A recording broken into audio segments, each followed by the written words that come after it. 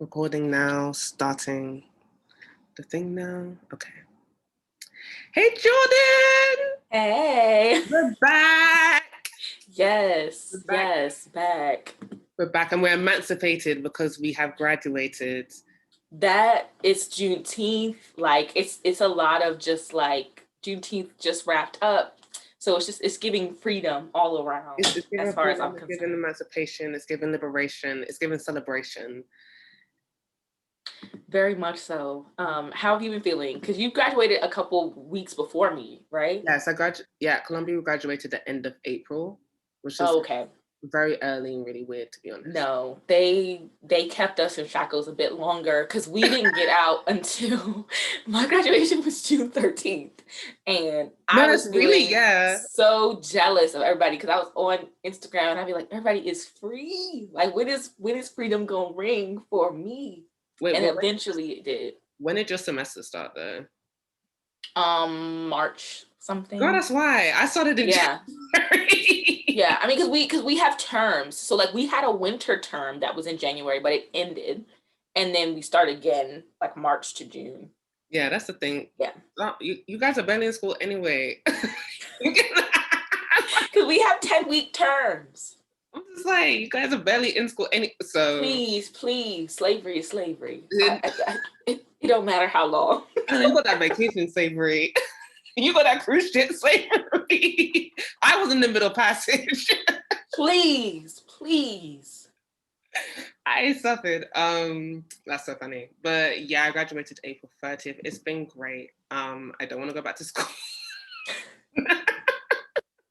Which is funny because I've had family members who have been like, before I even started undergrad, they were like, when are you getting your PhD? Doc Martin, this, that, and the third. Because I think I might be the first person in my family to get a PhD if I did get one. And now I'm out of school for the first time since I was 4 years old. And I'm like, I'm not going back. I'm like, this is. No, I feel that. No, you don't.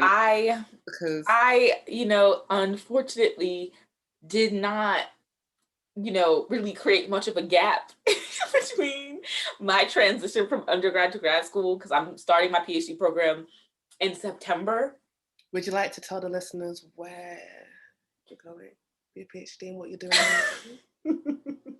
doing? Well, in the spirit of Elwood's and all of my Aries 4-monthers, I have decided that I will be going to Harvard for my English PhD. The pleasure is theirs. Like, let's be clear, the pleasure is theirs. Because we're really not going to be celebrating these institutions because ultimately they can choke. But give me my little paper. Give me my little paper first. But like also like, yeah. So like let's celebrate me. Of course. Let's celebrate me. Like, but like keep it cute as far as everything else though. Because like we're really not pressed about them. Although the little stipend is cute. The stipend is cute, and I will give them that. Stipend is cute. Well, I can't wait until you start. Will you be teaching classes? I think so. I think I start TAing like my 3rd year. I can't wait until you start teaching. No, I'm so excited for my fit. Like the outfits when I start teaching, it's gonna be a thing. It's gonna I have so many ideas. I have so many ideas. Oh my gosh. Well, I guess like what have you been watching? Like what have you been wading through? I'm checking in from Planet Her because Doja just released that album. And my South African queen is so talented. And I stand actively. But she put on a Jamaican accent. She was giving diaspora. It was giving Afrobeat. It was giving diaspora. Yeah. It was giving woman of the world. And I respect it. If Drake can do it, if Drake can be a diaspora vagabond, so can she. No. Let's not mention that terrorist name. The way you have such a visceral reaction to Aubrey is so interesting to me. Because what the general of mine. I just think that you have such a strong reaction to him. Yes, and it's because you must understand, as someone who's both Jamaican and from London, that man is me. it's just so crazy because like obviously Drake was a big part of our childhood, right? He's been around for a while. That's one thing I will give He him. has. And his early stuff was good, and so I was a fan. And then when he started going rogue with the Patwa, and then when he really started, what is the word? What is the word? I was thinking leech. Leech. To me, I'm honestly shocked it took him so long because this man is from Toronto. Like, it's mostly Jamaicans and Somali people up there. To be honest, he did it early because I remember when I was in year 9, so this month I would have been like 14, 13. Actually, no, even before that, like year 8. So I would have been 12, 13. I don't know if you know Sneak Bo is, but it was underground artist in the UK. And Drake, I can't remember if he remixed the Sneak Bo song but basically Drake was getting together with Sneak Bo and everyone was excited. And so that was cute. And then there was a there was a really funny accent, and I was like, wait a minute, this isn't. I said someone that's gonna write. Ever since someone, and then I remember when he got booed at Tyler the Creators Festival, and then I tweeted, anyway, Drake is a terrorist, and ever since. I don't think he's that bad. I just think that he's corny. I think that's what it is. I don't take him seriously. And that's the other thing. One, I can't take him seriously. And 2, I can't believe we're talking about Drake on this podcast. But anyway, 1, I can't take him seriously. And then 2 is that he's really lazy now when it comes to songmaking. Like from onwards, the actual quality of the music has declined. And I'm like, that's fair. That's fair. I think he needs to get back in his bag. Like, I think he needs to like relocate his Birkin, and when he does, he will like reemerge. Take care. Like his. I think what it is, you know what it is? In the Birkin. It's because it's the surgery. It's the surgery. That's the other thing you got. Yes, because he got that tummy tuck, and he's never been the same. Not just tummy tuck, that the implants, the eyebrow lift too. Like, I mean, it's giving IG baddie, and I respect it. It's good work. It's just it's a dead giveaway because, like, why do you have the same abs as Cardi? Like, I could tell you have the same abs as Cardi, but it is what it is. The other thing was those terrible tattoos he had that looks like a Zoom conference. Those are bad. Those are bad. I don't know why they're so bad. I would think that he'd have enough money to have better ones. For your tattoos to be that disgraceful. Yeah. I think what the problem is that they're so sparse. Like, they're so like oddly located. Everything about it is I've never seen tattoos that bad. Like, the average person walking around has nice tattoos. Yeah. Especially nowadays. It's very hard to find somebody with like terrible tattoos. Because by 2020, it's a little weird. So for that man in particular, I'm just like, bad taste. That's fair. That's fair. I have love for Adonis because I think that baby got a lot of negative attention early on, and I feel bad for him. No, the way that was a crazy. I feel bad for him. Sorry, I just remembered the album cover for Virgin Tree. I just feel bad for Adonis because I just think that, like, the Quadroon Prince does not deserve the treatment he's received. Yeah, he is a quadroon. Yeah. And I don't think he deserves the treatment he's received. And I also think that while he is very pale, I do think that he looks Black to me. He does. Like, he looks like those mixed kids you see in Gap ads and stuff. Like, I don't think that he doesn't look Black. I think he's just very, very pale. And he has those bright blues. He has those bright blues. That's what I'm like. He looks like. But I don't know. I've met Black people who look like that before. It didn't feel like super big to me. I just think it's funny because Drake is gonna overdo it with the do-rags. He's gonna overdo it with the do-rags and the cornrows, and he's gonna give the baby rose and he's gonna give him more of a complex than he needs to have. But it's gonna be interesting. Adonis is cute though. He is. He's a cute baby, and I have a strong feeling that he's gonna be more interesting as he gets older. I think he's gonna be very chill. No, I think he is gonna be chill, and that's a fun thing. Chill. celebrity kids is that they're so chill and unbothered. Like Blue Ivy, Yeah. the old lady's manager, just Yeah, I mean, but Blue Ivy's also a Capricorn, so like she was in charge from the beginning. It was a dead exactly, giveaway. yes. Yeah, it was a dead giveaway. First string. Capricorn children just have that vibe, like they're just in charge. They were never children. They came out the woman. They hatched. That's and I can say this as someone with a Capricorn moon. I hatched. I came out. I just jumped out the gate like I'm this. screaming. Yes. I guess moving on to a superior light skin, we should do a lamb check-in because I'm a little concerned about Mariah this week. No, pray for Mariah because she didn't pray for Mariah. Obviously she's fine. You know, she's richer than me, and you know she's living her best life, and she owns her music and everything. Mariah's doing well, but also her ex-husband is sowing his wild oats all across America with every light-skinned woman he can find. And yeah, I am concerned. I'm concerned. I'm just thinking of Mariah's kids, Rocky and Monroe, all of a sudden having all of these.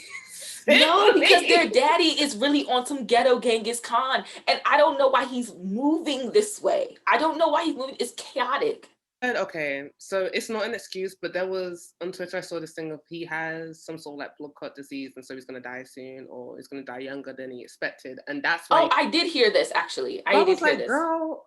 Also, for his legacy and to spread his wealth, he's had like, loads of kids.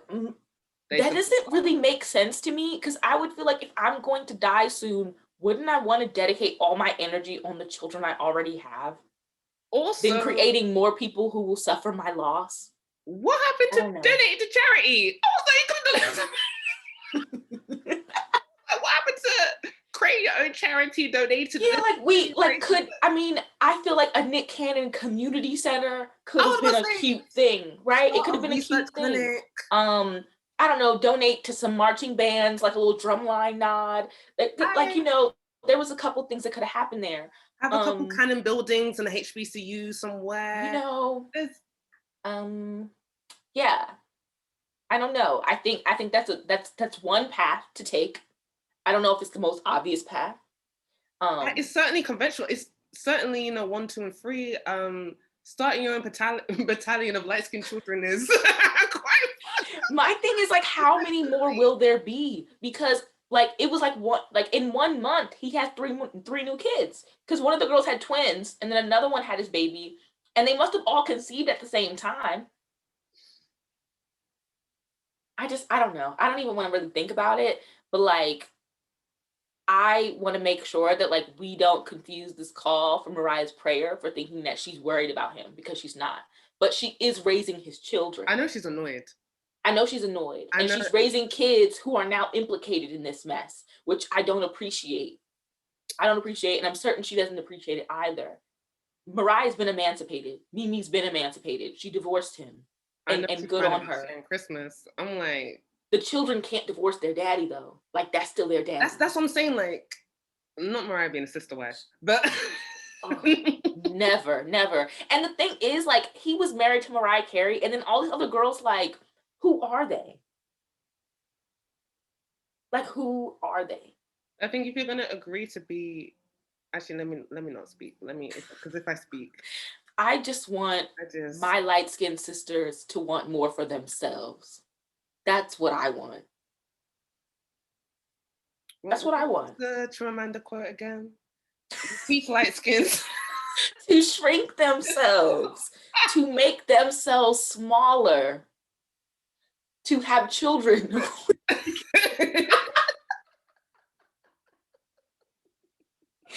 But also, like, Chimamanda's on timeout because she's been doing too much. She's been doing way too much. We're taking the quote. We're not taking. Was I about to say this? I just know the quote, and that's because I mean that's someone else who needs to shrink herself. She needs to move to the background a little bit because she's doing too much, and like in general, I don't know what is going on with like her and like even like J.K. Rowling, all these like Huh? random transphobes who just like feel the need to speak. Yeah. Um, But it's just like it's Miranda's super been, free to be quiet.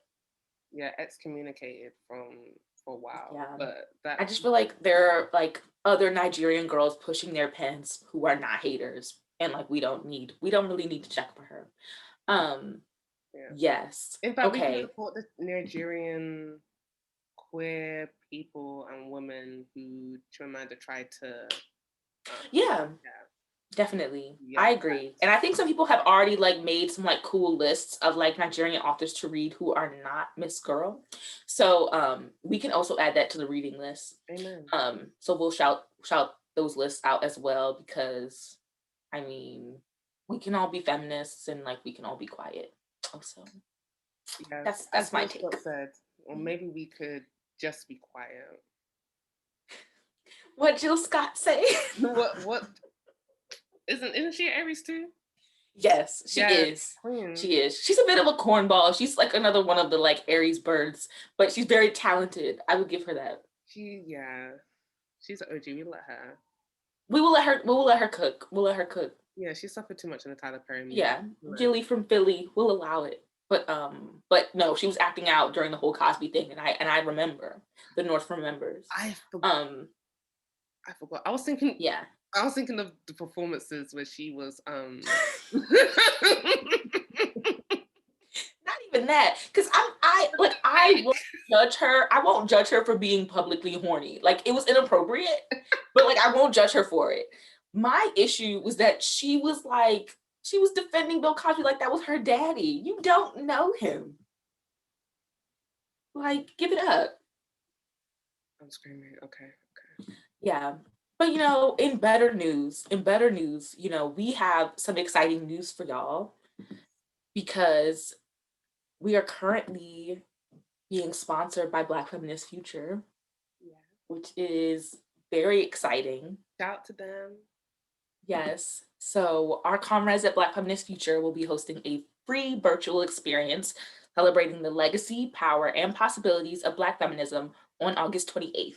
We deeply believe that Black liberation is achievable, and to get there, we must center Black feminisms, build power, and organize to defend and protect Black women, girls, and gender nonconforming folks. Jubilee will be a space to be reintroduced, re energized, and renewed in Black feminisms. Register for free at blackfeministhomecoming.com. So a bit more about the event. Jubilee, a Black Feminist Homecoming, is a virtual experience celebrating the legacy, power, and the possibilities of Black feminisms, hosted by the Black Feminist Future, and the event will be on Saturday, August 28th, 2021, at 7 p.m. to 9 p.m. Eastern Standard Time. So just to repeat that, the event will be on Saturday, August 28th, between 7 p.m. and 9 p.m. Eastern Standard Time. Yes, we will be there. We're going to cop our tickets and we hope to see you Be guys there. there or be square. Like, Yes. everybody who's who is going to be there. Yes. What's that? Who sang There's a Meeting in My Bedroom? Because they're like, we'll be there and be square. Oh, we ain't gonna get sponsored again. I'm sorry, guys. I Sorry. Child. One day I'll learn how to act. I apologize.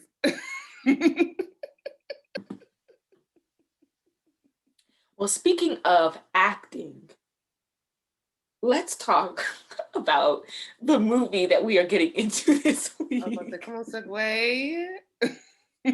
This episode. Smooth. This episode is about In the Heights, the movie that recently came out June 11th. So at the time of filming this, that's like a couple weeks ago. And the big controversies surrounding the film in terms of colorism and not representing Black Dominicans, and particularly dark-skinned Black Dominicans, even though the film is about Washington Heights, which has a large Dominican population and a lot of Afro-Latina. Latinx. Sorry, folks. Yeah. So I guess to give a brief kind of rundown of the film and kind of its background. So In the Heights is a 2021 movie musical based on the 2005 musical by Chiara Alegria Hudes Yep. and Lin Manuel Miranda. For clarification, Hudes wrote the book of the musical while Miranda wrote the music and the lyrics. The story follows Usnavi, a young Dominican man who runs a bodega and dreams of making enough money so that he can return to the Dominican Republic. Usnavi lives in Washington Heights, a New York neighborhood that has a predominant Dominican immigrant population. And the musical explores the lives of various residents in the 3 days leading up to a blackout. In the Heights, the film adaptation was directed by John M. Chu, who directed Crazy Rich Asians, and stars Anthony Ramos as Usnavi, Melissa Barrera as Usnavi's love interest Vanessa, Leslie Rosario as Nina, a bright student who struggles with going to Stanford University, and Corey Hawkins as Benny, Nina's love interest.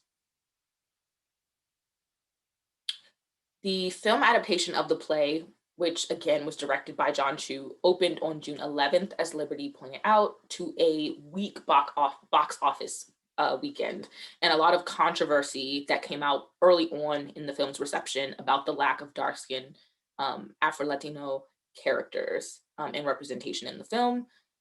Nevertheless, the film adaptation of In the Heights, though it underperformed in the film adaptation, the play was actually extremely successful on Broadway in 2008, and it won 4 Tony Awards, including Best Musical. That being said, the film's release has been mired in deep controversy that has led the playwright Lin Manuel to make a formal statement. And though he has formally apologized online for the film's colorism, his friend and film legend Rita Moreno defended the film's casting on Stephen Colbert's show. And during this interview, she told Afro Latinx people, quote, "Can't you just wait a while and leave it alone?" And Moreno has since apologized for these comments.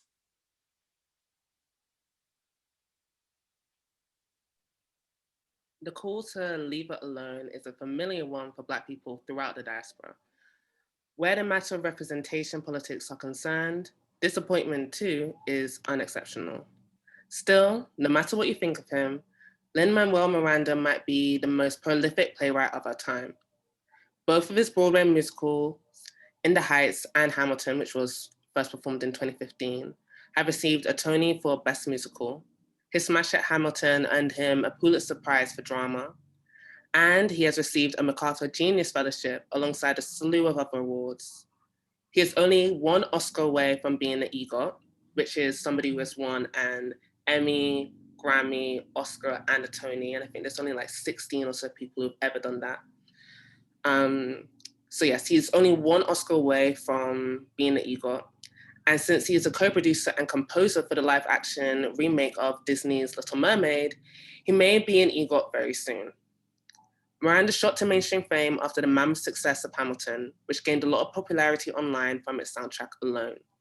The play, which tells the life story of a slave owner, and founding father Alexander Hamilton, is notable for casting people of color as the founding fathers and its blend of rap, hip hop, and R&B with traditional Broadway songs. Amidst all this success, Miranda's notoriety comes with heavy criticism. The principal critique of Hamilton is that the play glorifies the founding fathers even though they were slave owners. Subsequently, Miranda erases the history of slavery through colorblind casting and not reckoning with the US's investment in the slave trade. In fact, Toni Morrison, Mother Morrison, funded The Haunting of Lin Manuel Miranda, a play by Ishmael Reed that scrutinizes Hamilton. That's one of my favorite Toni Morrison fun facts. Anyway, Miranda also faces criticism from his fellow Puerto Ricans because he supports PROMESA, the Puerto Rico Oversight Management and Economic Stability Act. PROMESA was meant to provide debt release to Puerto Rico, but instead enforced austerity measures and increased privatization. The board of PROMESA is also US appointed, meaning that Puerto Ricans cannot vote for members of the board. Whew. Okay, so that was a mouthful.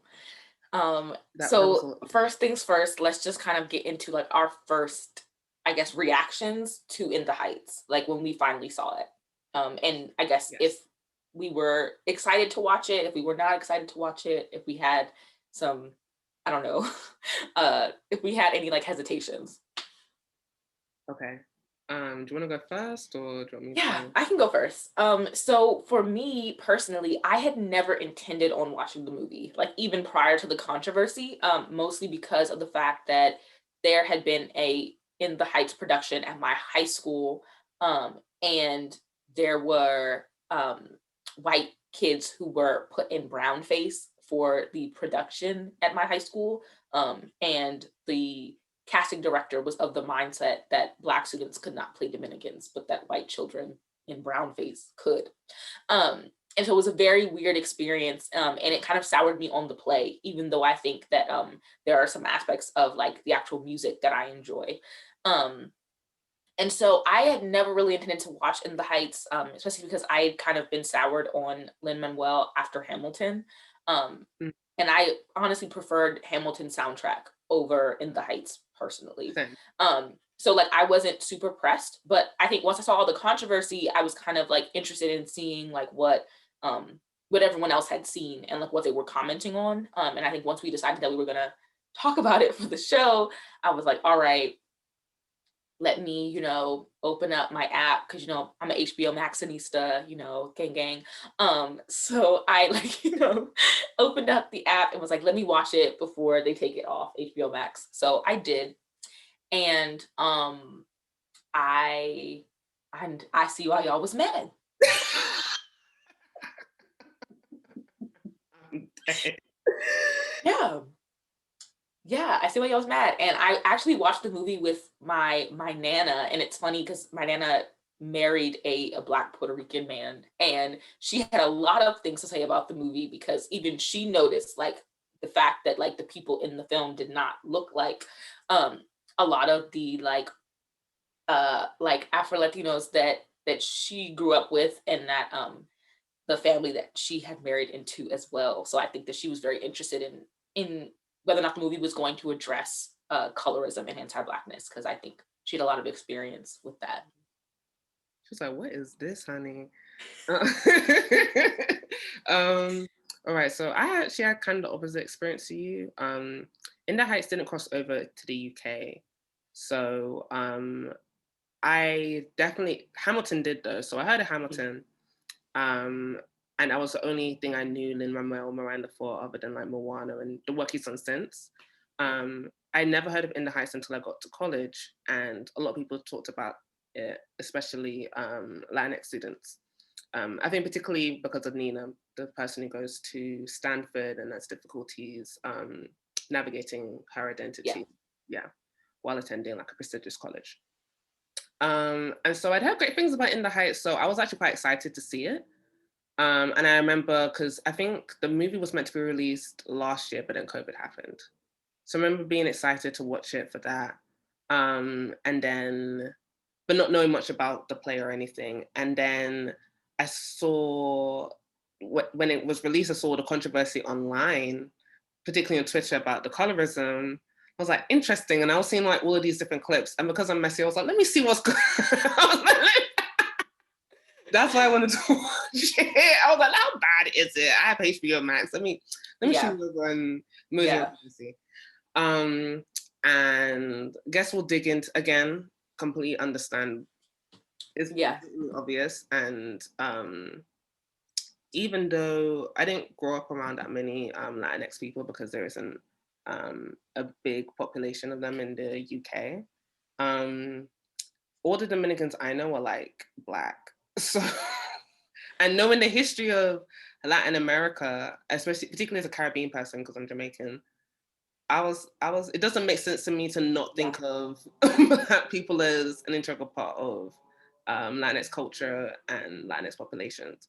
So yeah, I found it really bizarre. But we'll dig into that more in the episode, of course. As for the play, I thought it was okay. I can understand why it was a big deal in 2005 when it came out, Hmm. but it didn't do much for me in like 2021, and I was expecting to enjoy more because I've seen Hamilton live and I did enjoy that. Yeah. Um, but I did feel like the play is about representation, and that's it. It felt very surface level. And there isn't much plot to the play. Well, to the movie or the play. Actually, no, let me say the movie because I haven't seen the play. There isn't much plot to the movie, which is fine. So it's very character oriented, but the characters just felt like archetypes. And even though they're archetypes of broad Latinx experiences, they're still archetypes, even though they're not stereotypes. That makes sense. Yeah. And so, yeah, I didn't find it very interesting. I didn't think the music was that good too. But I also recognize that it's Lin Manuel's first, I think it was his first ever play, musical that he wrote. I think he wrote it when he was at Wesleyan.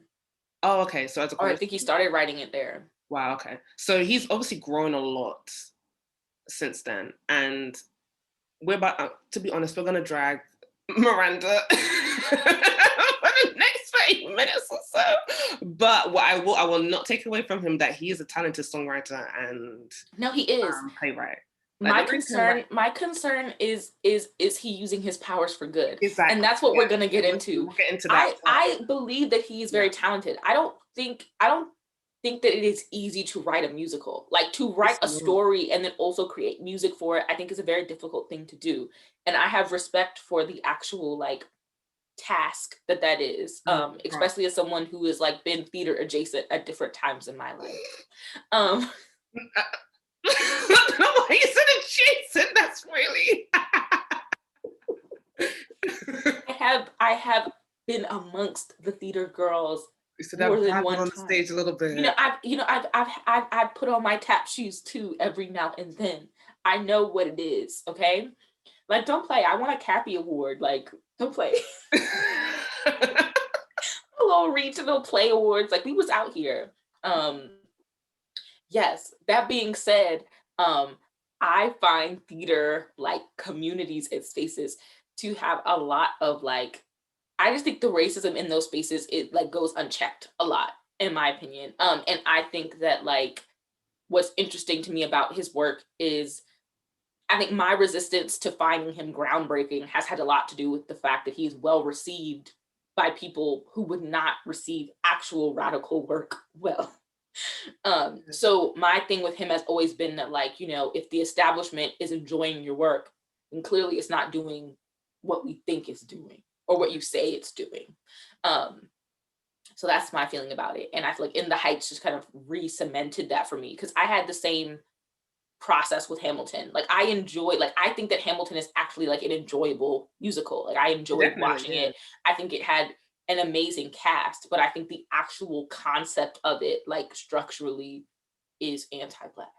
Like, and we can get into it. Like, I think it's also anti-Indigenous in certain ways as well. But I also just like, I think that like he makes excellent propaganda. Is what I think he does. Yes. And your point about the establishment enjoying Lin Manuel Miranda goes to show with all the awards that he's won.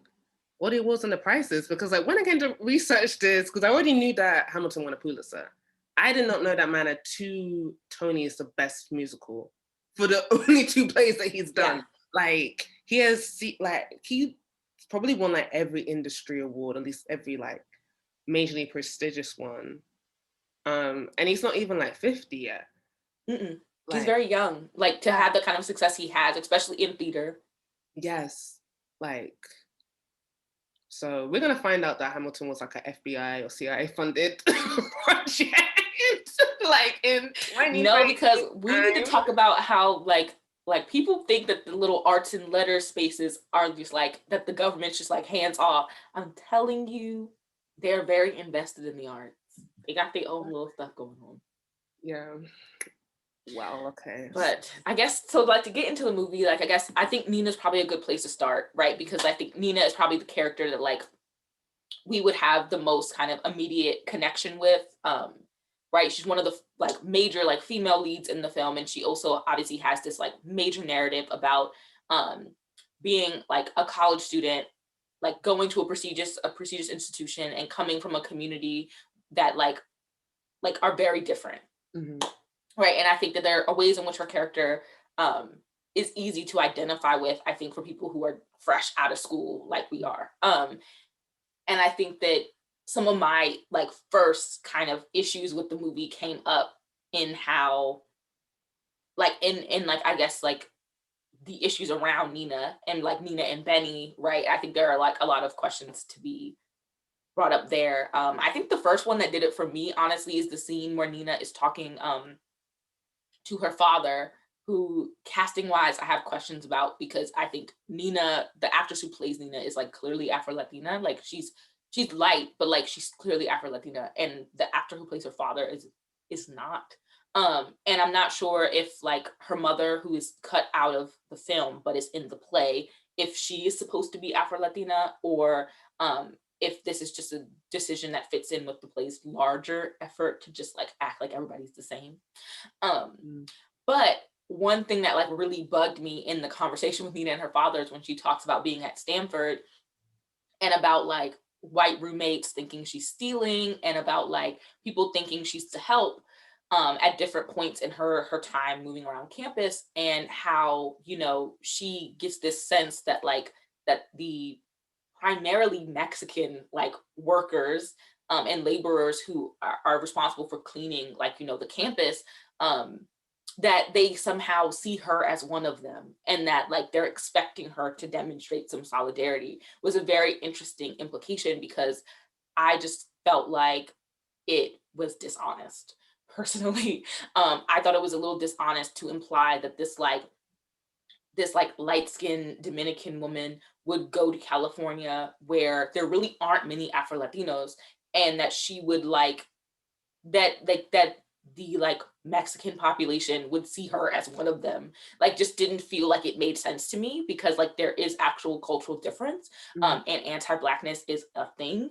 And she's also moving to a place that has like a pre-existing black population, which means that like she could very easily be read as one of them before she Mm. would have been read as Mexican. So it just felt strange to me. And even the way that she like talked about like people thinking that she was stealing or being searched and things like that, I think there would have been a really interesting opportunity to talk about like blackness and Latinidad if they had allowed her to actually experience that space as a person who is black and Latinx versus like talking about her as like Latinx but without any racial specification, because Mm. I don't think that she's going to be read the same way as everyone else is going to be read. Yeah, I agree. Like that was a perfect opportunity to discuss. Maybe she was expecting to be in a Latinx community, but she goes to California. Maybe she was more accepted in the Black community or assumed to Mhm. be a part of the Black Yeah. community. Um, which I remember that happening when I studied abroad in Cuba, and there were a lot of white Latinx women. It was mainly women in Mhm. my program, and they were surprised when they got to Cuba, and all the Cubans thought that they were they didn't think of them as like Latinx or like Cuban. Mhm. Um, they saw them as they were read as white, whereas all the black girls on the trip were immediately read as Cuban when we got there because we're part of the African diaspora. And Yeah. there's a major part of the African diaspora in Cuba, and it was an interesting experience for me personally because I would look at people and I'm like, you look Jamaican, like you look like you could be, Yeah. yeah, my relatives, but you're Yeah. speaking Spanish.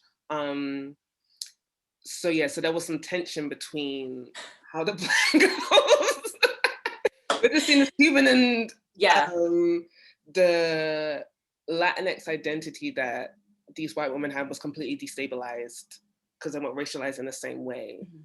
um, in Cuba. I Yeah. think another interesting thing surrounding Nina is her relationship with Benny and Mhm. how in the play there's a big arc, an obstacle in the relationship because Nina's father is anti-black and because Benny is the only black and well he's the only like character who's written as black and he's the only character who's like non-Latino in the play. Yeah. And So who's explicitly, I guess, in the play written to be dark skinned. yes, Um, yeah. So um Nina's father is very unwelcome with him and like anti-black towards him. That is completely cut out in the movie. And again, takes away interesting conversation that could be had about um, being black and Latinx. It's also interesting that the one non-Latina character is the one character who's written as black.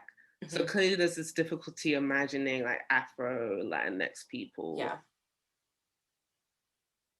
Yeah, I agree. I mean, I think it even could have opened an interesting conversation about the relationship between like Afro Latinos and Black Americans, even, right? I mean, and even like the thing is like Benny can be non-Hispanic and still be like could also still be Caribbean, right? He could be from other places, right? But there's like no real context given to Benny. So like it's implied, I guess, that like he's Black American, but like he also could come from any number of other regions or cultures that just aren't Hispanic.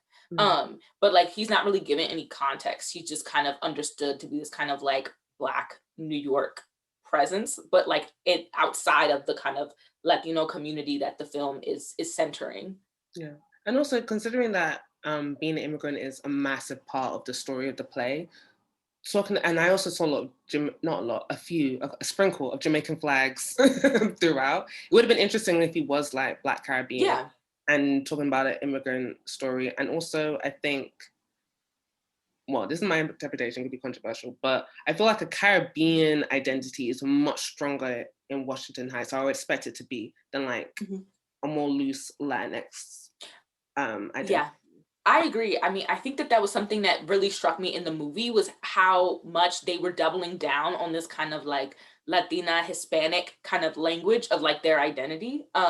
To the point where like at one point Usnavi makes a comment of like, what are they teaching you during Hispanic Heritage Month? And I was like, babe, they do not talk about the Caribbean during Hispanic Heritage Month.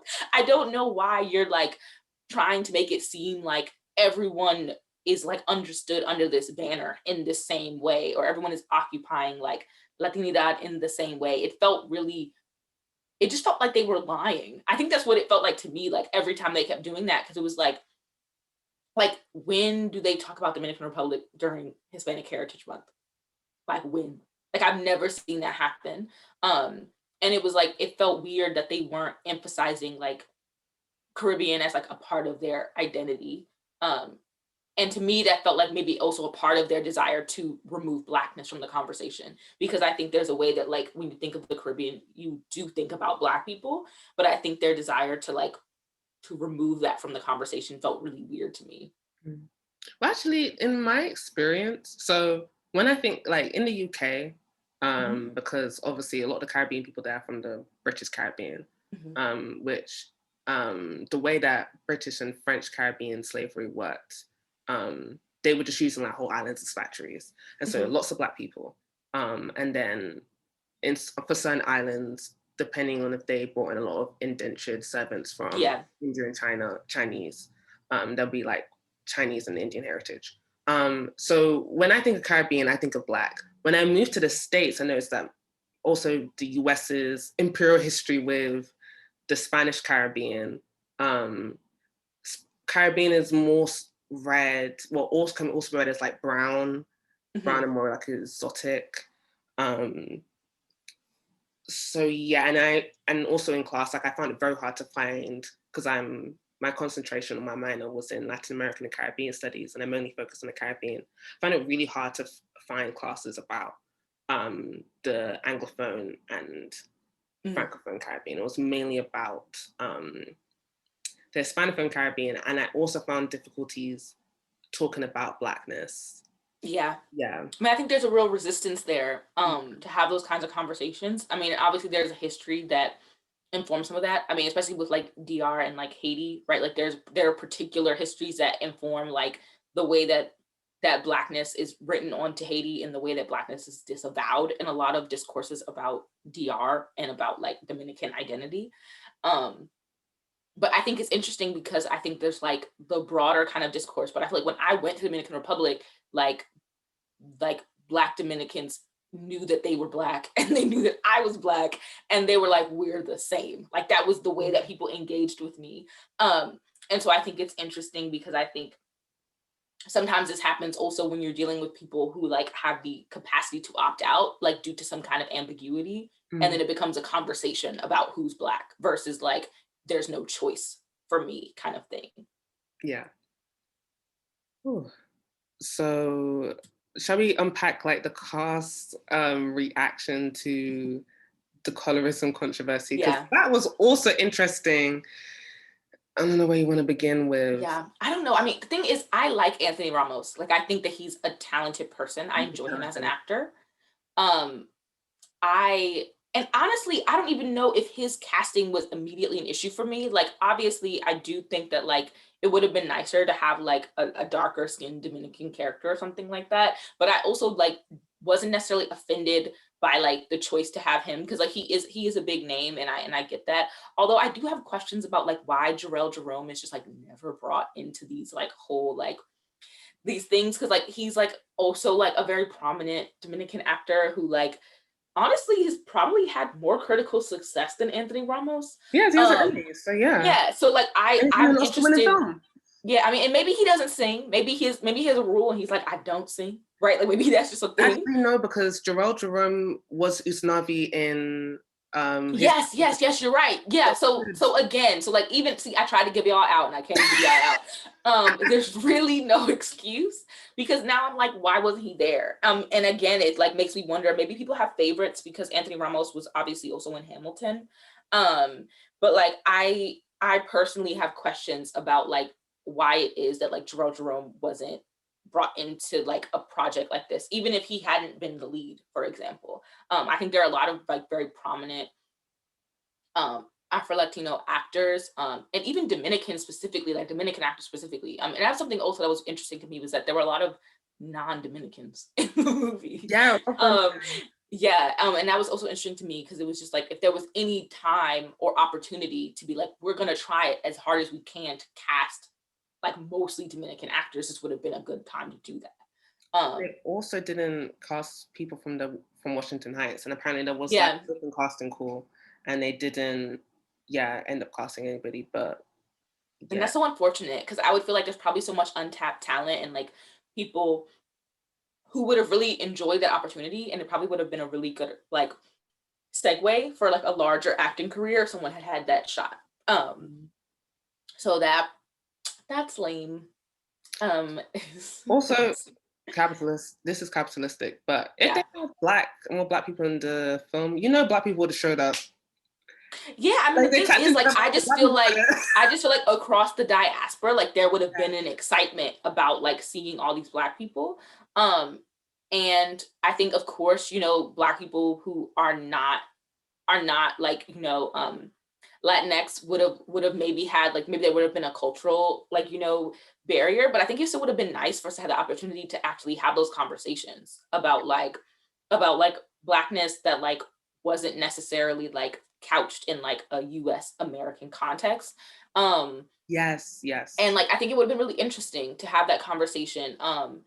And I think it feels like a missed opportunity on that end. But I also think it feels like a missed opportunity because it kind of just created this like very generic, universal idea of like Latinidad, like this is us kind of thing that didn't feel very specific. And even its approach to like talking about like the dreamers and like the undocumented like folks and like trying to like bring attention to those immigration concerns, and it's like, well, some communities are dealing with that at higher rates than others, and like Haitians in particular have been experiencing really high deportation rates in this country, and there could have been a really interesting conversation about that that really didn't get explored about that. And I think it's also interesting because I think there's a way that like we think about um immigrants as like also I think we like don't fully haven't had a good sense of like black immigrants like in this country like in terms of the discourse.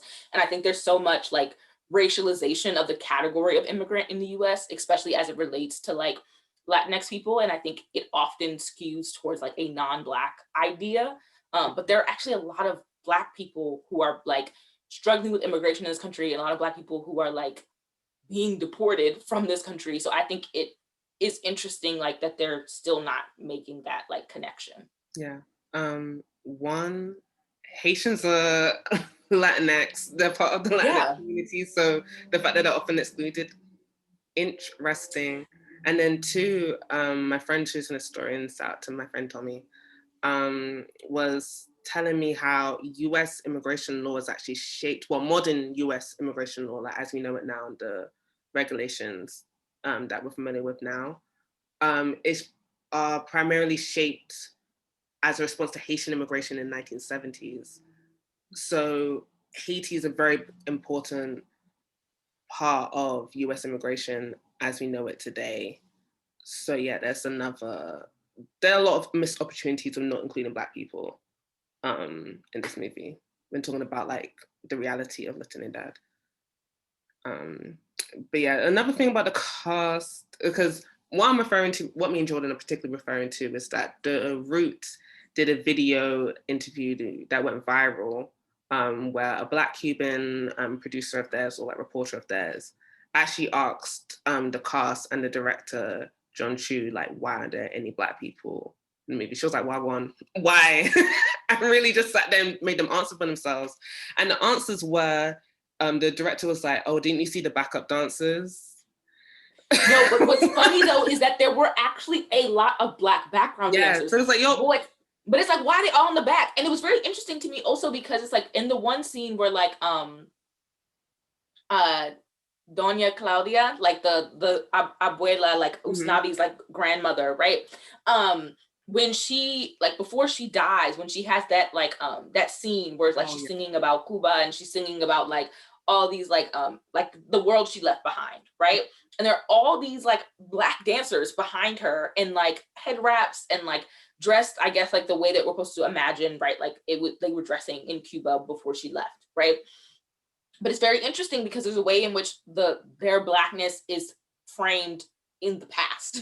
Like it's the past, right? And like she's here now, but we don't really see like and she's not Black, right? Like she's not ostensibly Black in the film.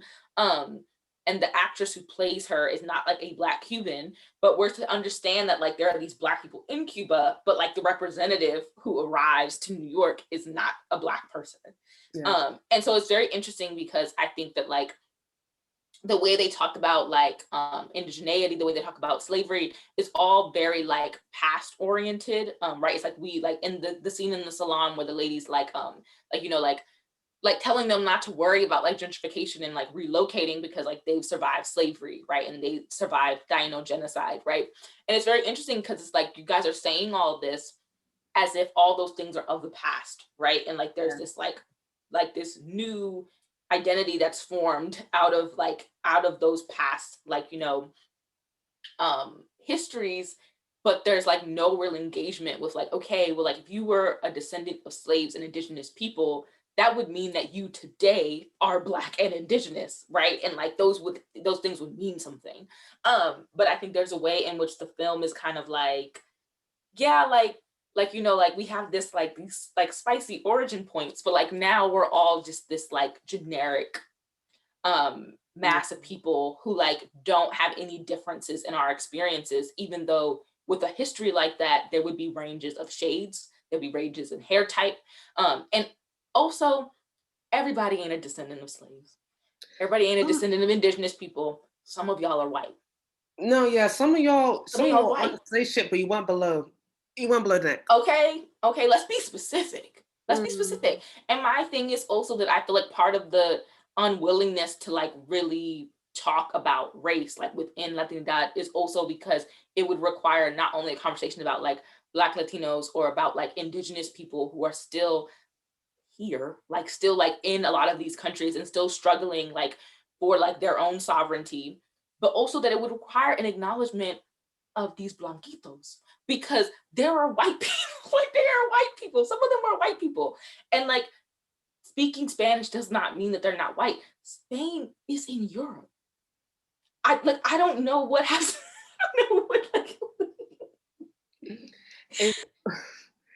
like I'm confused.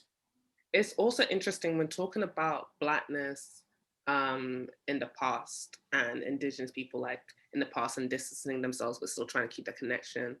Their suffering is used as a source of strength.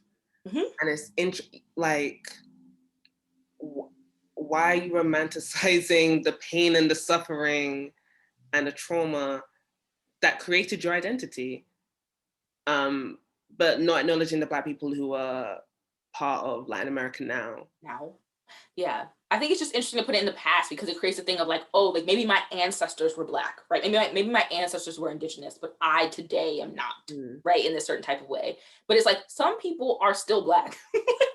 Like some people are still Black. Like it's not distant. And I think it's interesting because it feels so, I can keep just going back to this word dishonest because it's like the reality is like even the hair salon scene could have been a really interesting opportunity to talk about texturism, right? Because almost all of my Afro Latinx friends have a lot of like trauma around hair, the same way that lots of Black people throughout the diaspora do, because there is real, like texturism is real. mm, And hair salons are a place that can be a real site of like real anti-Black humiliation around hair, right? And it could have been a really interesting conversation to have, but like literally Nina's the only one we see actually get her hair done like formally. Like everyone else is kind of just like has the little like are under the dryers and stuff, but like you don't actually see any real conversation about hair. But like Nina's hair is curlier than like some of the other characters.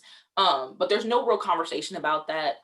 And there's no real representation of like what would be considered like kinkier hair than Nina's. And I think it is just very interesting. It's just very interesting that like so many missed opportunities, I think, in that context in terms of talking about hair. And not even just in the salon, they could have done that in the barbershop as well. We only see very briefly the barbershop where they're like putting the like flag yeah. in like in his hair. But like otherwise we don't really engage with like the actual ways in which like yeah like we're all from the same country or like we're all like Latinx in this kind of general umbrella sense, but like there are real differences and like what it means to be a dark skinned person with this type of hair or a light skinned person with this type of hair. Like it just felt like no one was gonna have the conversation. Mm. Okay, let's get into the history of Yeah. um, the slave trade and Afro Latinx people, because obviously everything we've been talking about has an extreme historical precedence. So obviously the transatlantic slave trade took, while European colonizers went to Africans, Africans sold them slaves. Although their understanding of slavery was much different from the entire industry that the Europeans were creating over in the Americas. And well, prior to even bringing the Africans over, Europeans almost committed a complete genocide of the indigenous people in the Caribbean and across the Americas, and they brought Africans over to be slaves. We often talk about just like the US in this when we talk about slave trade, particularly in Britain. Interesting that Britain was one of the biggest slave traders, and they talk about the United States. I'm like, girl. Anyway, Funny. funny how that happened. Anyway, most of the Africans who were kidnapped and enslaved ended up in the Caribbean or the Americas. I think something like 90% of them. Uh, Yeah. Black yes. Americans are actually a very, very like Black US descendants of like the slave trade, like are actually like very small portion of the Black people who were shipped out. Yes. Like it's a very, very small number. Yes. Um, The biggest proportion is in Brazil, or was in Brazil. yes, So yes, basically, tons of Black people across yes. the Americas and well, obviously the Caribbean, but there's a strong African presence in the Americas. However, when white people in the Americas, known as Creoles, because they were born um, In the in colonies. in the colonies rather than in Europe. After a while of you know, living under the rule of different European nations, particularly let's talk about Spain in the context of Latin America. After a while, they were like, I don't want to pay taxes to the crown. So I don't like that. I don't like you telling me what to do. And then they started to become independent Mhm. and be their own nations. And then after they waged a smear campaign against Spain and were like, the benevolent colonizers are the British and the French. That's all. There's whole letters, and we'll talk about one particular. There's Yeah. whole campaigns where they're like, the Spanish are snakes. and they actually did call them snakes at one point. Yeah. Spanish snakes are evil, but the British and the French, they know how to treat their colonies. Yeah. It's so funny because all of them have different takes on like who was worse, and it's always everyone but them. Yes. So yeah, eventually these nations in the Americas become independent. And once they become independent, they're like, how do we create a nation? Because this is the quote unquote new world. The old world has had nations and countries and cultures that have gone on for decades. They do not acknowledge the, not decades, centuries. They do not acknowledge the indigenous cultures that were there before them for centuries. And so they're like, what do we do on this new land? How do we create our cultures? And a lot of that was through anti-Blackness, which we're going to discuss now. In particular, there was a running theme of, we're going to take the civilization from Europe, and that's how we're going to know what our rights are, etc. And there was a big division between barbarism and civilization, particularly in a book by Domingo Sarmiento called Facundo, Barbarism and Civilization. And there was this idea that there's this barbarism from like Africans and indigenous people in the Americans, and then there's also this warring side of like civilization, which is like the Europeans, and that's where we're going to derive our culture from.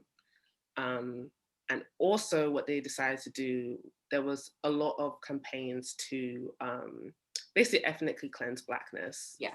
Yes. And to mejora la raza, which is literally improve the race. Improve the race. Yes. Right. Yeah. And lots of miscegenation saying that we'll eventually be extremely interbreed. And that becomes really a really strong investment, right? Becomes this like call both for like the mixing of the races, but also a very particular type of mixing of the races, which needs to skew towards a wider ideal, right? And so you get like blanqueamiento, but you also get like mestizaje as this like real project of like, we're going to create this vision of like these former colonies as like having a new kind of like citizen, right? And like the citizen like ideal is this kind of person who is a combination of the old world and the new world. And that they represent that through being like either like this kind of mestizo project of like being both indigenous and white, as you see in regions that had fewer African people or less engagement with their African populations, right? Because like in Mexico, for example, there is a much stronger investment in like the mestizo than like the mulatto, right? Even though there were lots of Afro-Mexicans, but like they're just now getting like formal recognition from the state as like an actual presence. And so like, I think in the past like 5 or 6 years, they just started having like Afro-Mexicans on the census. Prior to that, there was no recognition of the fact that there were Black people in Mexico. But in other regions where there were much larger African populations and much smaller indigenous populations, you do start to see a kind of a push towards like blanqueamiento that acknowledges this kind of room for a distant Africanness, but one that is still prizing a kind of lighter skin, a looser hair, a general kind of aesthetic that is still kind of towards this kind of new world project. And by the way, blanqueamiento means whitening in Spanish. I think you use the same word for your teeth as well. Yes. Literally whitening. And mestizaje is like mixedness, but I'm guessing that a combination of races rather than like mulatto, which should be just white and Black. Yeah, and so it's like very specific because like mestizo would generally refer to someone who was of European and indigenous descent. You would not call a Black person mestizo. So like a lot of like what the Spanish do during like involving these kind of larger projects is also creating really intricate like caste systems for like understanding race, right? And that's how you get like the kind of Spanish like casta painting where it's like, oh, if your mother is this and that and your father is this and that, then there's a special word for you, right? Right. And then you get to a place where they start referring to like I think there are some Costa paintings where like there are specific terms for people who are Black and Indigenous, right? And those terms, there tends to be also like an association with animality towards what they consider to be the bottom of the casta painting, which is mostly African and Indigenous, right? And they refer to those people in terms that are almost always more animalistic. Yes. And so through these Blancamiento campaigns, there were various methods where they would try to mejorar la raza. So one would be like inviting European immigrants, including Argentina inviting Nazis. This is why I'm not trying to go to Argentina anytime soon. Argentina inviting Nazis to seek refuge after World War II during the Nuremberg trials. So, Yeah. Yeah, because they wanted to whiten the population. Also campaigns to get rid of or drown slaves. And in particular, since we're talking about the Dominican Republic because of In the Heights, the Dominican dictator Trujillo went on the campaign to ethnically cleanse the Dominican Republic of Haitians. Now, if you not familiar, the Haiti and the Dominican Republic are two countries that share the same island called Hispaniola. And so there's lots of crossover. They originally were two Spanish colonies, and then the French. Got Haiti, originally called Saint-Domingue, which is the Spanish, the French version of Santo Domingo, which was the original name of the Dominican Republic. The Haitians had a revolution, and the world's been punishing them for it since. They were the world's first Black nation, and the world's first successful slave revolt. So anyway, fast forward to, I want to say, the 1940s. Trujillo went on a campaign to basically kill all the Haitians that were in the Dominican Republic. It's called the Perejil massacre, which is, Perejil is the word for parsley. And because Haitians are predominantly like French or Creole speaking, even though some of them could speak, like a lot of people could speak Spanish as well, they spoke Spanish in a certain accent. And they said perejil in a certain way. I think they couldn't roll the R or something like that, typically. And so they would ask Haitians to say perejil, and if they couldn't say it in a certain way, they would kill them.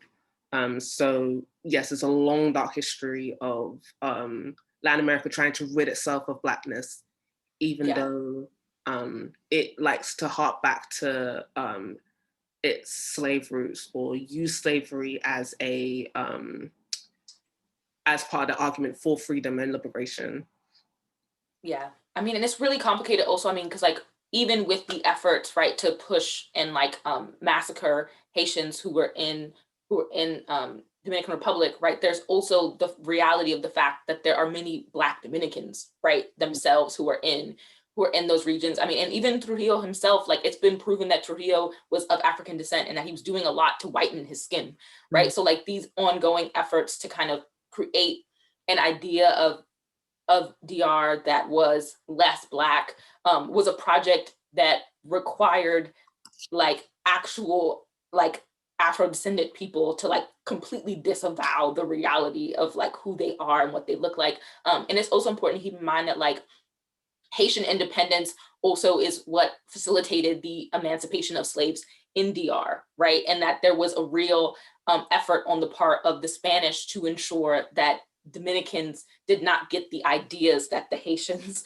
had about freedom, right? And so there are ways in which the Spanish contributed heavily to the kind of anti-Haitian sentiment, because as we know, right, wherever there is a slave revolt, the enslaved people around will always experience punishment, right, to ensure that they do not do the same things, right? And so I think it's important to keep in mind that like part of why there is such a strong kind of embrace of the Spanish crown, right? As we see in parts of DR, where people will refer to Spain as the motherland, which is like, which is very unusual considering the rest of Latin America's history. Yeah, right. But like But when you think about like how violent some of these campaigns of control were, especially when you think about how like the undeniable proximity they had to Haiti, right, and the need to kind of create a disidentification between those people, like you have to know that there's a lot that went into that, right, and that like there's nothing innate about like Dominicans that would make them like more anti-Black than anyone else, but like that there's a particular history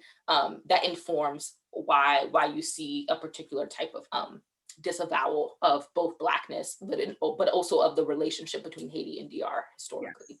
Yes, and it also continues to this day because Haitians are treated as second-class citizens in DR, and there was also a campaign to deport Haitians and anyone who was known as anyone who had Haitian descent, who was of Haitian descent, which again, because of how close the relationship is between DR and Haiti, is like very, very difficult, to figure that out. And I also wanted to point out how, thinking about how there was a point in the Heights, they were like, we survived slave ships. Simon Bolivar, I want to talk about Simon Bolivar's Jamaica letter because that's what it reminded me of. Simon Bolivar was a, I can't remember, was he Chilean? He was a. I want to double check so that I don't give y'all the wrong. Yeah, so we don't lie, so we don't spread any information. So he's considered Venezuelan. Okay, so he was a Venezuelan revolutionary, and also known as the liberator, because of his campaign to make the Spanish colonies independent. And one of his most important documents that were part of this campaign is called the Jamaica Letter. He was living in exile in Jamaica, was also a slave owner, and he wrote in this letter that he sent or published in 1815 that he was describing the political situation in the Americas and what they should be aiming towards. And in this letter, and he's also, I think he was also trying to appeal to the British to support them. And in this letter, he writes, the role of the inhabitants of the American hemisphere has for centuries been purely passive. Politically, they were non-existent. We are still in a position lower than slavery, and therefore it is difficult for us to rise to the enjoyment of freedom. And I just think it's interesting that this white man, in Jamaica no less, in 1815, Jamaica was emancipated of slavery in like 1833, I think, or in the 30s. And he's saying that they're in a position lower than slavery? Hello? Yeah, I mean, I think that like, I think it's important to note, right, that like so much of like the independence movement that we see during like this time period is not about ending slavery, right? That a lot of, I mean, because like you see, particularly with Brazil, for example, right? Like Brazil, like is the last of the former colonies in the Americas to end slavery, and they end slavery after they're already independent, right? So like they're not under the Portuguese anymore by the time they end slavery. They end slavery in like 1888, right? I mean, and that's like formally, right? As we know, Juneteenth just having ended, when something ends formally is not necessarily when it actually ends for the actual people themselves. But like, I think it's important to note that like a lot of their language around slavery is about the suffering that white people experience, right? And so I think it's very important to note that like part of what the struggle is during this time period is about Europeans who were born in the colonies feeling like they have more right to those lands than Europeans who stayed in Europe, and really trying to like call on this kind of nativist discourse of like we are from here now in a way that you are not, and that we have been like forced into the position of like a slave to the empire, right? When in reality the empire has actual slaves, and they are not the slaves, they own slaves. Like Simon Bolivar owned slaves, right? But I think it's really important to note that like what is significant there is that he's an unfree white man, and that is the news, like that is the really important like headline. Yes. And I just think it's also interesting that through like nation building, like because Simon Bolivar's trying to build nations in the Americas, and he's using the language of slavery in order to do that. And so like slavery is important not just in the like physical construction of like the Americas, as in like the all of the wealth that it created and all of the constructions that it created, but it's also important in like building like how these people imagine nations. So Yeah. Yeah, I mean, I think he's a really good example of like how the language of freedom often requires slavery to exist in some yes. form in order to even understand what freedom is. And I think it's also really clear that even though in like with the particular regions that Bolivar was involved in, there were many enslaved people who actually like were soldiers, right, who fought in those independence um battles, right? And many of them did so with the hopes of like obviously becoming free through that process. And while slavery did end in many of those regions as a result, anti-Blackness persisted. And many of those people like over time found that like these new nations were not necessarily willing to like include them in ways that actually mattered. I have to drop this Toni Morrison quote because she has a quote for everything. This is from, I might have said this already in this podcast, but this is from Playing in the Dark. And Toni writes, this is on, well, I was going to say what page it's on. I forgot. I'm not in class anymore. My bad, I live on a road, but I'm free. But anyway, as the sociologist Orlando Patterson has noted, we should not be surprised that the Enlightenment could accommodate slavery. We would be surprised if it had not. The concept of freedom did not emerge in a vacuum. Nothing highlighted freedom if it did not in fact create it, like slavery.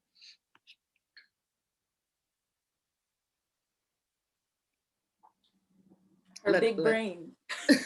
Her, may she rest in peace, her big brain. Oh, we love Toni. Yeah. All right. And just to like, since we're closing with Toni, right? Like since we're closing on Toni, we have to bring back up the fact that Toni did fund The Haunting of Lin Manuel Miranda, right? Like we brought that up before, but like we didn't really sit with it. And I want to sit with it for a second because one, the way I would change my name and leave the country if Toni ever made any formal like recognition of my existence and it was a negative one, like the way I would send her all the proceeds and be like, Miss Morrison, this is my penance. Like I can't imagine persisting with my career after that kind of shame. And it tells me more about Lin Manuel that he continued, to be honest. Because I wouldn't be able to go on knowing that she had done that in what turned out to be some of her final years. Also, and I said this on a previous episode, I knew that Lin Manuel was not about it the moment I realized there were no white slaves in Hamilton. And I will say it again, do not tell me you're interested in a race bend if you're not going to bend both ways. I'm sorry, but there were no white slaves. And that means that Black slavery was still intact, which means it is still anti-Black. Yes. Because if the Black people are still the slaves, I do not care if the founding father has a wash and go. I don't care. I'm sorry. That's how I feel about it. So we need to link this, what we're talking about, nation building and using the slave, and also disavowing indigenous people, because I also want to go back to that Simon Bolivar quote, because he talks about passivity being completely passive for centuries up until this point, and they were politically non-existent, which of course is completely removing indigenous histories in the Americas. Lin Manuel Miranda kind of continues this erasure of Black and indigeneity in order to nation build into like the 21st century, but in like an immigrant inclusive and neoliberal. I mean, it's a perfect little like capitalist package. And I honestly feel like it's interesting because I think the US is like actually really hungry for like what the kind of project of Latinidad has been able to do in terms of like creating this like new fresh look for the same thing. And I think that in some ways like the US has been trying to get at that, right? I mean, you see like some of like the US kind of like multiculturalism discourse, right? The whole like melting pot discourse. But I think it struggled to kind of break out of the like foundational whiteness that is still kind of fundamental. But I think Latin America is a really good example of a place where it's kind of like, you know, like we'll relent on like this kind of pure white ideal as long as we can maintain the same kind of structural dominance over the people that we need to maintain structural dominance over.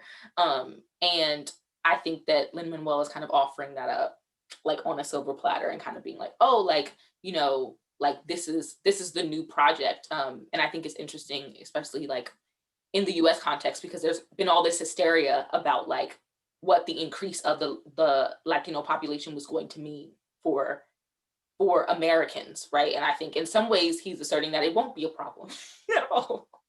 Yeah, because rewriting American history as the founding fathers as Black and saying that um, Alexander Hamilton is an immigrant, just like how Lin Manuel is an immigrant from Puerto Rico, which Puerto Rico is also a colony of the United States.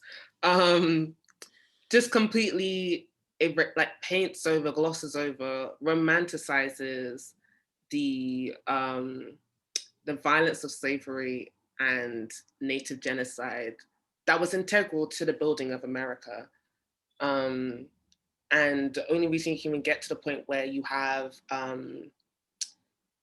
colorblind casting in Hamilton that comes from that slavery and that genocide. And so, I mean, it's, if you want to make Black people, like George Washington, a Black person, then that's cute and all, but you also have to address all of the slavery and the fact that George Washington was a slave owner and what that has done to Black people. And Lin Manuel Miranda fails to do that. He, when asked about the like where are the slaves in Hamilton, apparently some of the background dancers have chains on or something like that, or like there's like a really slight part of their costuming that is meant to signify that the slaves. I'm like, but it's crazy because honestly, I feel like that's very similar to how the Black background dancers operate in the Heights. Yeah. Right. I think that there seems to be like in a lot of his projects, and obviously the film adaptation is not his alone, right? Like there's a different director,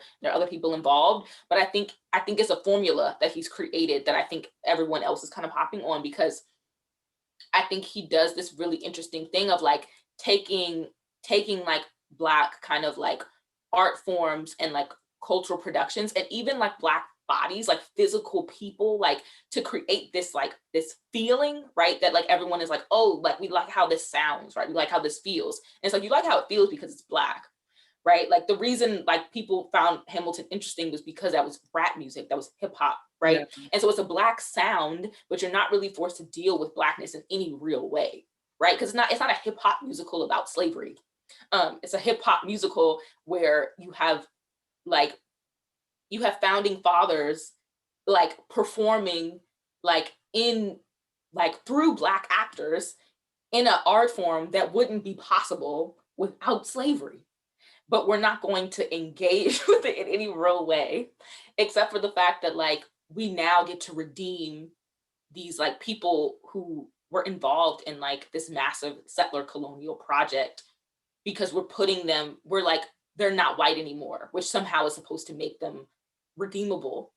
And I think it's the same thing, right? Because like you create this image of like, oh, well, like everyone's everyone, right? Like everyone's mixed up and like we can't tell one from the other, and that's supposed to mean that like there's no power anymore.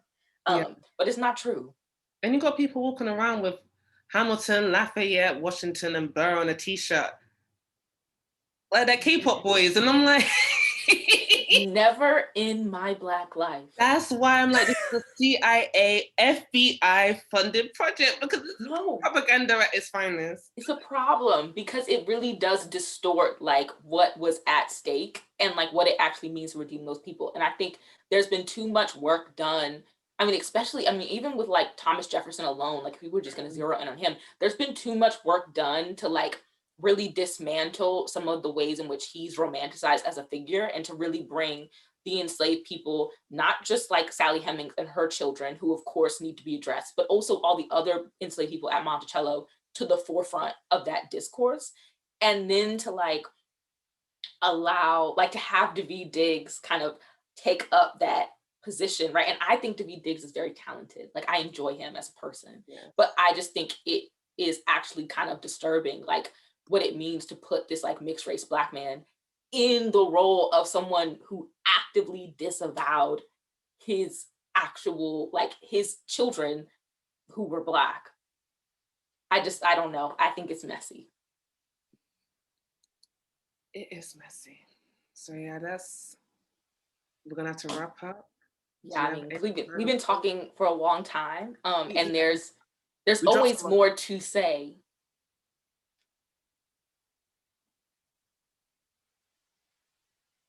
But can you say it quickly? I Like any. cannot, I cannot, and that's why I won't say nothing else. Oh, okay, period. Nothing else. My main thing with him always is where are the white slaves, and that's it. Where are they?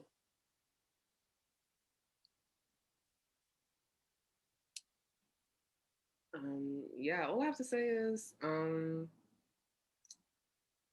hope he I hope we put more Black Latinx people in movies and TV shows, and in a good way, good representation. That's the lesson. Representation politics is it's taking us as far as we can go. We need to move on to something else. Yeah.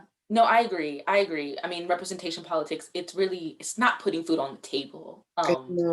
No, it's really not, and the girls are starving. But I think what we're hungry for, babes, is liberation. And I think we need to stop thinking that a couple cute people on TV is going to fix it. Because it's not. Actually, and that's not Um, the end All right. Okay. See you guys. Thank you for listening.